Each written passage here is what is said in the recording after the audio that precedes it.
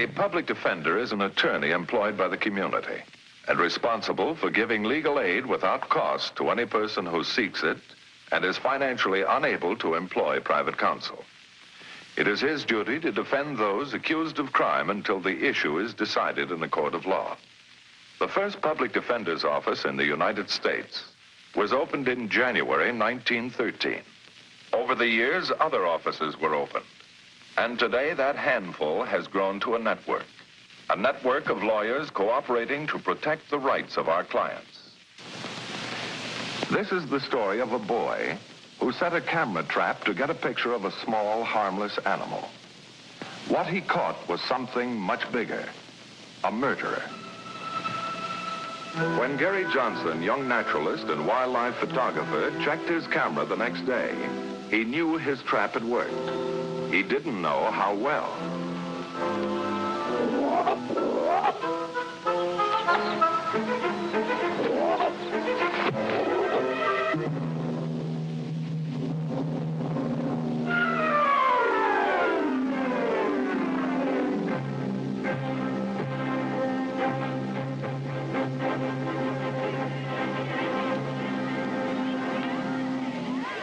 Mr. Sanders! Mr. Sanders, something awful's happened. It's Miss Bascom. What about her? I found her over in the park. She's dead. Dead? Are you sure? Come on, quick. I'll show you. We'd better notify the police. Did you know this girl? Yes, I knew her. We were engaged to be married. Had you set a date yet? Oh, not exactly. You see, I've been a little financially strapped, and we've been putting it off. You didn't happen to be with her last night? Yes, I was with her. We went to a movie, and then afterwards it was such a nice night that we decided to go for a drive. That's interesting. Where did you drive to?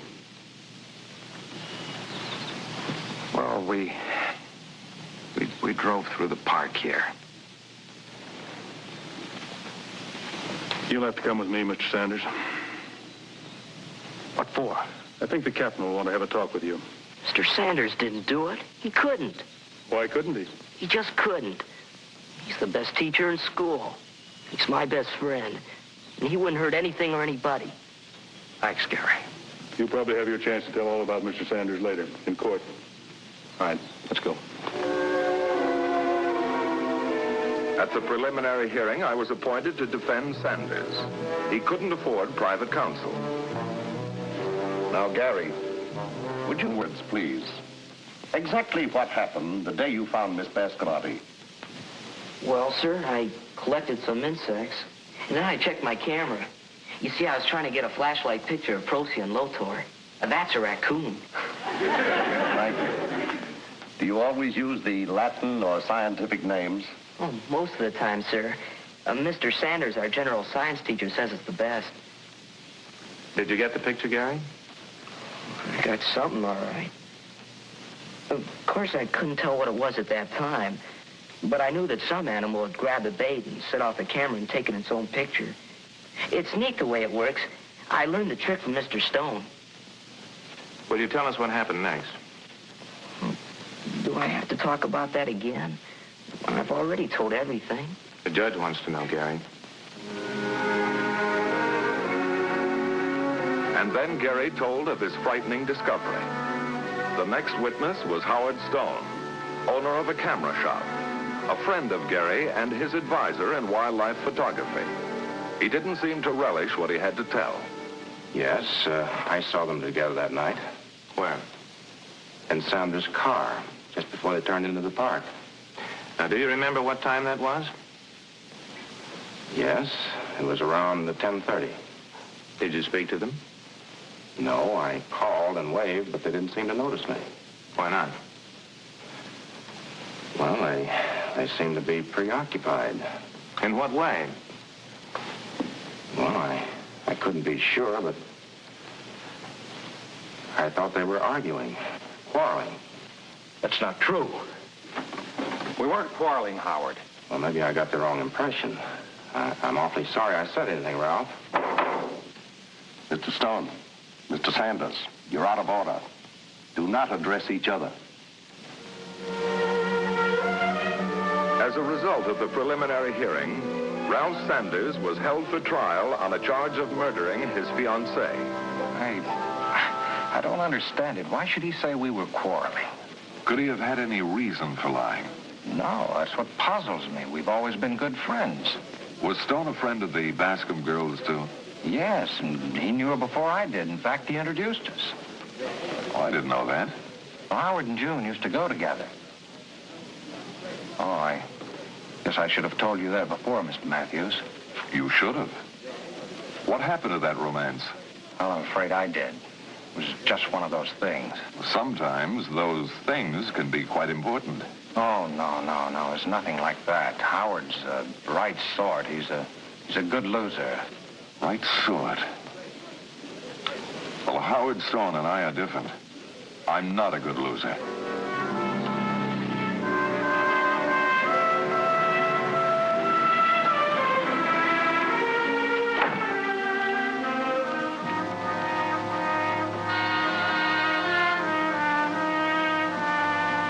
Mrs. Dennis?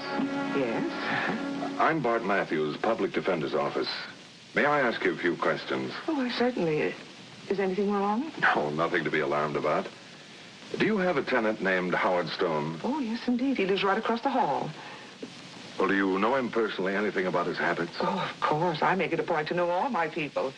Mr. Stone's awfully nice, quiet, regular with his rent. He runs a camera store in town. Yes, I know. Did you see Mr. Stone on the night of the 16th? Last Friday? Friday? Oh, that's the night I was reading such a good book. Mad Love. I just couldn't put it down. And I'm usually in bed at 9:30. Yes, but... As I said, I couldn't put the book down, so I did hear Mr. Stone come in. Do you remember what the time was? Well, let's see. Anthony had just grabbed Caroline and pulled her toward him when Mr. Stone interrupted. I mean, he came in. I see, but do you remember what the time was? Yes, I glanced at the clock. It was 10:30. Well, that checks. Thank you very much.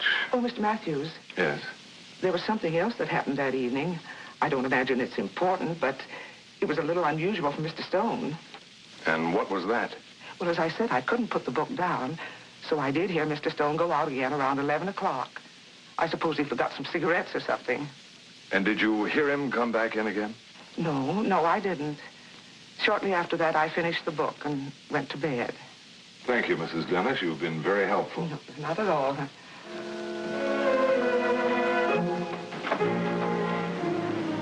I set out for the home of Gary Johnson, the boy who found the body. Gary wasn't home, but his mother rather proudly showed me the quarters of the budding young naturalist. It's Gary's bedroom, but also his dark room, laboratory, and museum. I can't tell you when you'll be back. You know how boys are. Well, it's not important, Mrs. Johnson. I just thought that Gary might have overlooked some detail that might help. Do you mind if I look around? Not at all.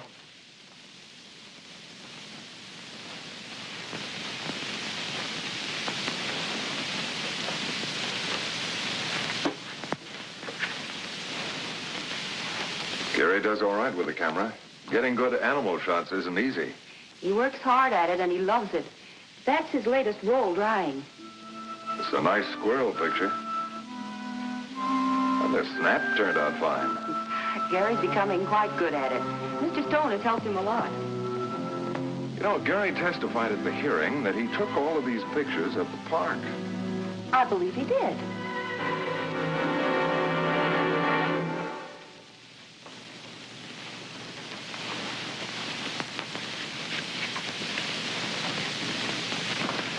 I think I'll be going now, Mrs. Johnson. I'm sorry Gary wasn't here.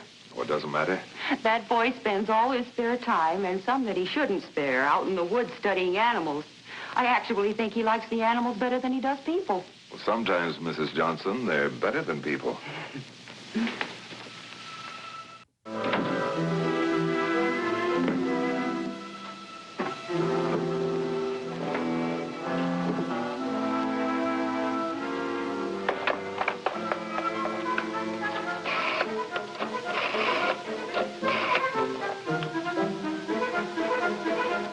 Hello, Joe. Oh, this is Bart Matthews. I'd like you to look up an auto license for me. 2N202. Yeah, that's right. Thanks.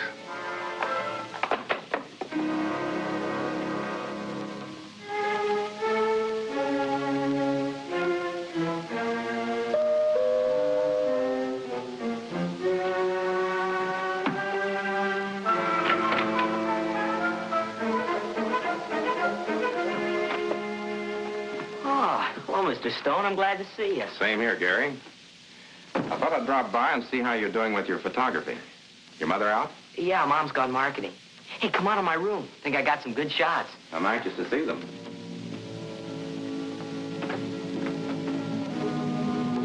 Sure took me a long time to finish shooting that last roll. They turned out swell. Fine, fine. Which one is the picture taken in the park that night? You know, the one you told the judge about at the hearing. You know Procyon Loader, the raccoon? Here, isn't it a peach? Nice work. Sharp definition? Thanks. Sure lots of fun. I told you it would be. You can get much more from a camera than you can with a gun. And nothing or nobody gets hurt. The beta trigger trick worked just perfect. It came out real good, didn't it? What? Oh, yes, excellent. The raccoon sort of caught himself in the act.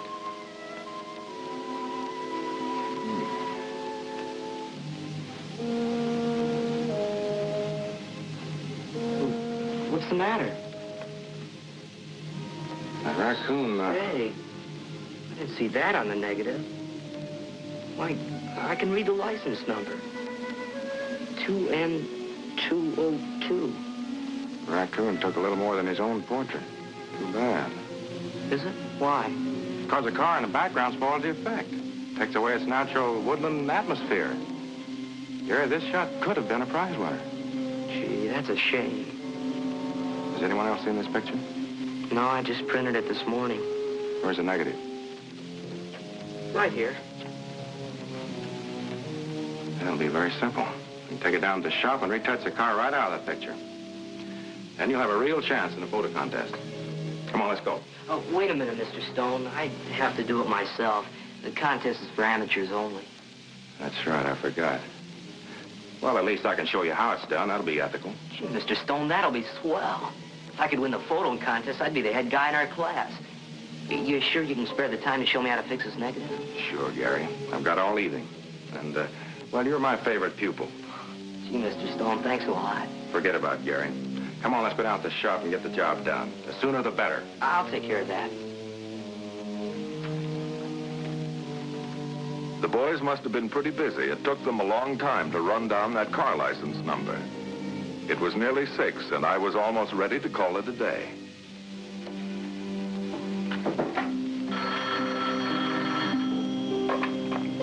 Matthews speaking. Oh, yes, Joe. What? Stone? No, never mind the address. I've got it.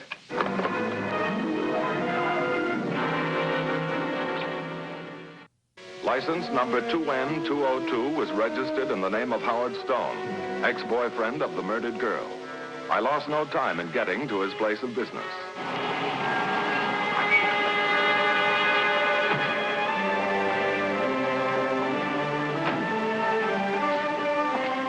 Sorry, we're closed for the day. Has Mr. Stone left? Why, yes, some time ago. I'll get him at home then. I don't think he'll be home. I think we went over to see a young friend of his, a kid by the name of Gary Johnson. Is it important? It is important, thank you. Now I was really worried. If Howard Stone saw his license number in Gary's picture, anything could happen.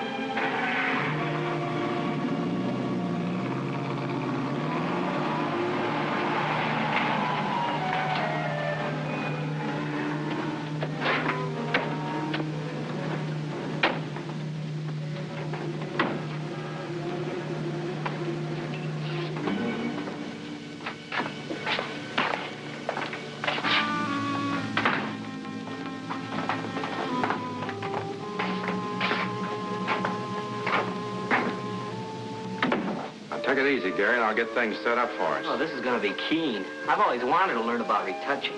Just a second now, and I'll show you how it's done. Let me have the pictures.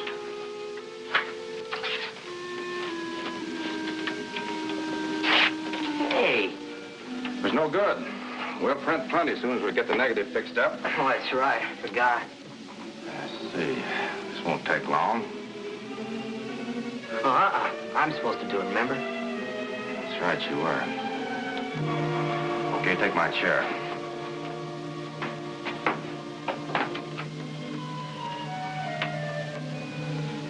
N202. Funny number. Sounds like TNT. Now, never mind that. Here, let's start with this etching knife. Yeah. Have to work very carefully. Before we're through, we'll make that car get lost just like magic.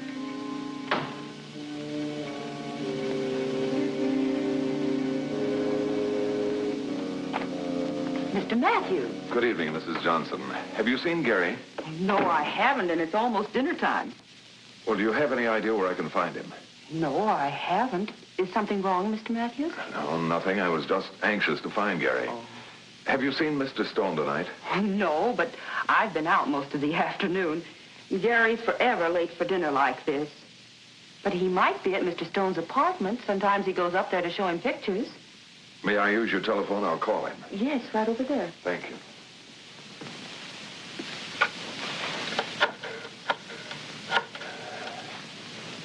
Hello, information. I wonder if you'll get me the telephone number of Howard Stone, Majestic Apartments, 7th Avenue.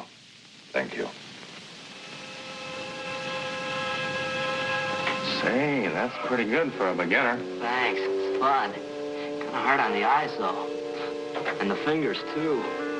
Mm-hmm. Yes, retouching gets rid of many unpleasant details, like double chins. But you're not quite through. Okay, I'll finish it. And then can we make some prints? Dying to see how it comes out. Why not?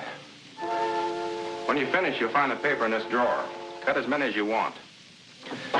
I'll mix up the soup.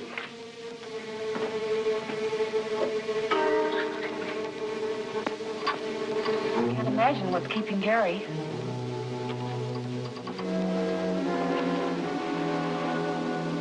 Does Mr. Stone call on Gary often? Oh, he's been here several times to help him with his photography. What's the matter? You seem to have Mr. Stone on your mind tonight. I have. Gary, too. Do you mind if I take another look at his room? Oh, not at all.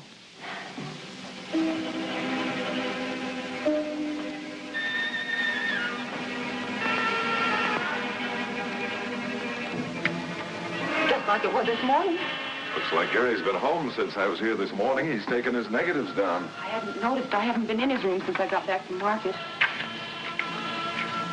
It's gone. I don't like this. Mr. Matthews, is Gary in trouble? I hope not, Mrs. Johnson. I hope not.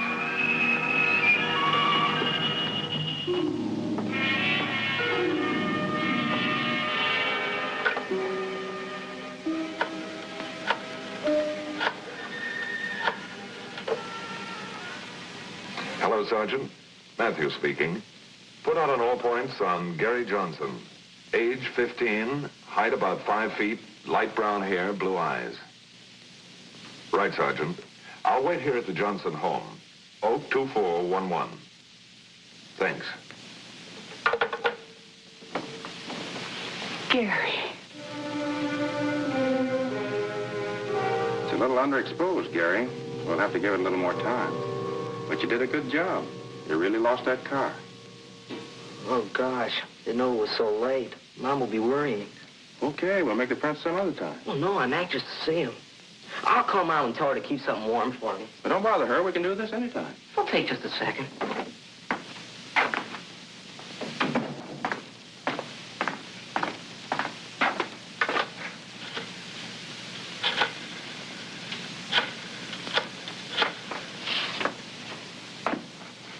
Hi, Mom. I'll be a little late.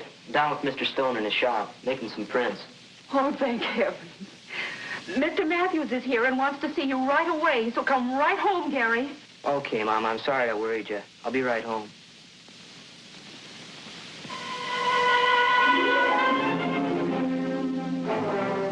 What?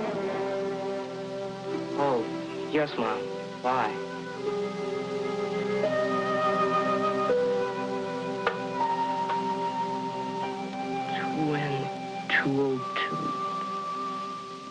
right. He's coming right home. Where is he? I should have known it would have something to do with pictures. But where is he? Well, he's busy with some darkroom work at the shop with Mr. Stone. Stone?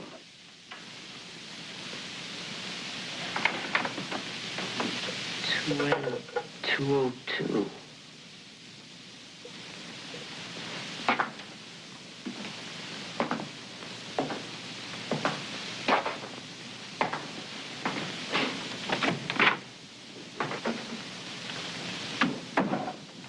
Everything all right?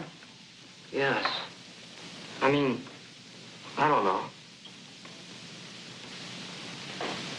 2N202.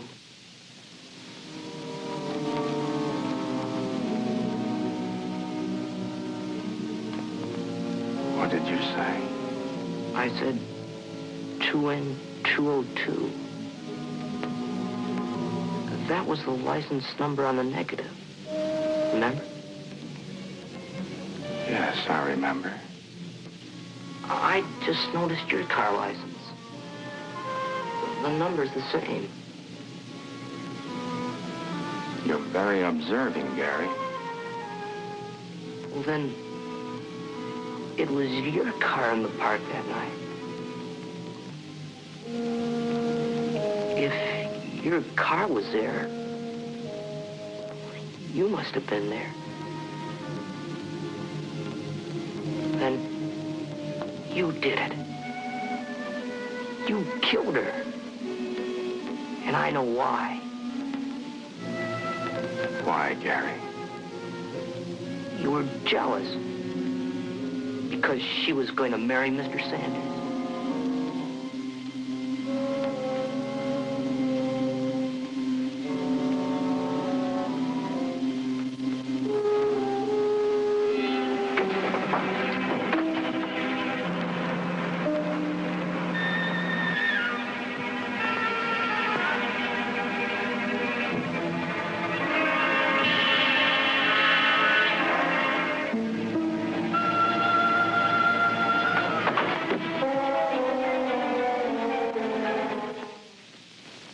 Sanders was released after Howard Stone's confession, and Stone was convicted of murdering the woman he couldn't stand to lose.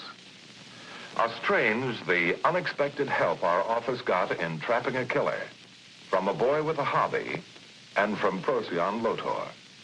That's a raccoon. Now, the case you have just seen was brought to a fair and just conclusion through the efforts of a public defender.